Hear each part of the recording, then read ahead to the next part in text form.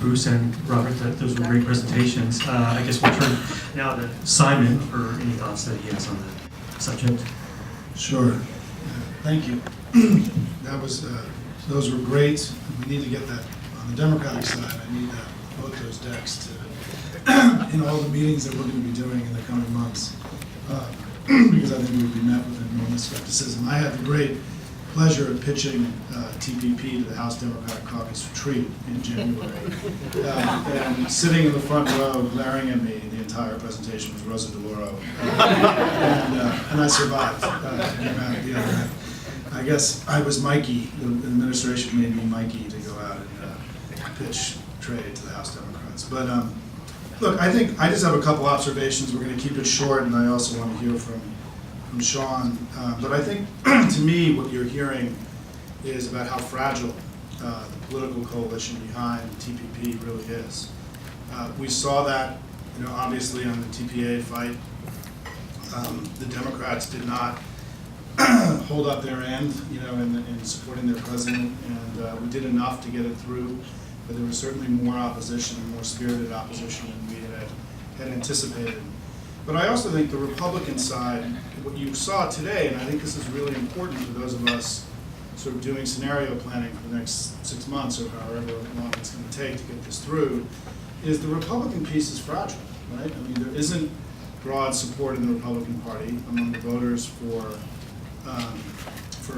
global trade. We know that the leading Republican candidate for president right now has made ripping up trade agreements, one of his signature arguments, including ripping up NAFTA and putting 35% tariffs on Mexican autos.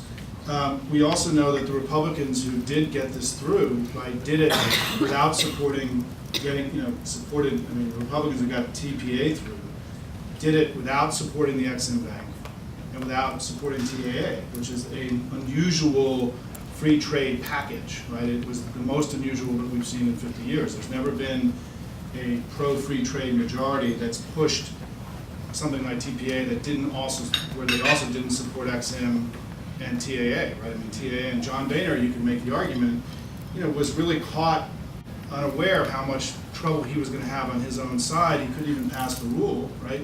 On the original TPA vote, he needed Democrats. It's a highly unusual event in Washington where a speaker needed the other party to pass a rule.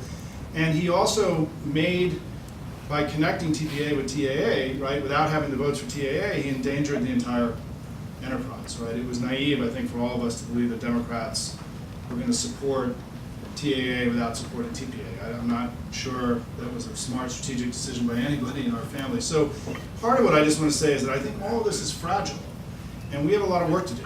And I think that the advice that, my sort of 2 cents to all of us is that, and you heard this in the data, is that, look, 15 years of no wage and income growth in the United States, despite the recent economic recovery where millions of more people are employed, there are tens of millions more people with health insurance than they had before, the average American worker doesn't feel the lift. NPR has a big piece coming out. I heard them previewing it last night in a poll showing that, again, there's a sense of stagnation, of lack of movement forward in the American public. The American public should be suspicious of whether or not their leaders in Washington are crafting economic policies that are benefiting them, because they haven't, right, and on a very basic level for a long time.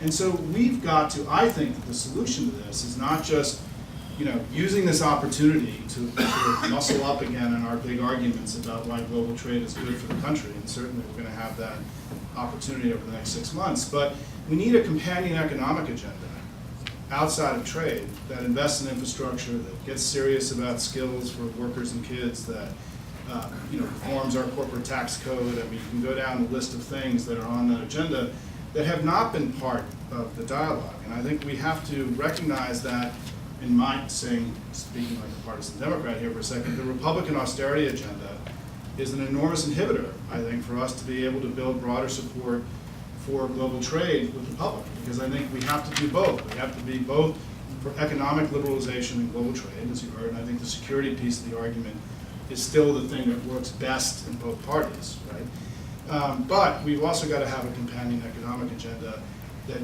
convinces the American people that we've got their interests at heart, and we're trying, at least we're giving it a try, that we're going to try to make things better for them in this far more competitive age. That's the piece that I think that's been missing, in the dialogue. Finally, I just want to say that one of the things that Robert said that I thought was really interesting was, the current lack of support among Democrats in Congress is the anomaly, right? I mean, the Democrats have historically been far more committed to economic liberalization and global trade than the Republicans over the last 70 years. I mean, the global trade system was built by a Democratic president in the Democratic Party in the 1940s.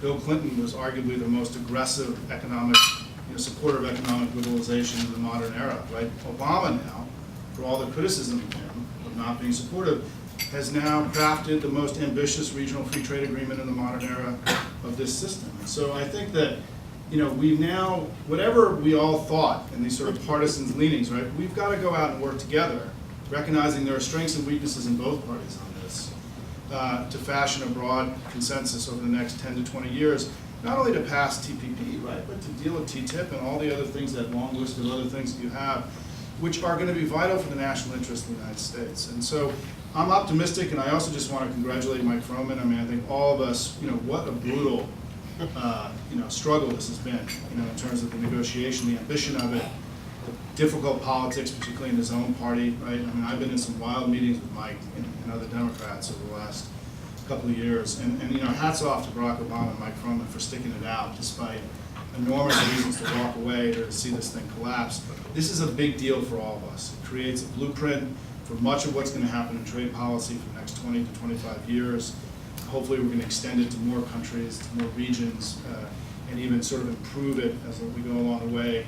For all of us trade nerds, right, this is a big shot in the arm that's going to give us a lot to do, which is why we're going to have to work so intelligently and smartly together to get it passed next spring. Thanks.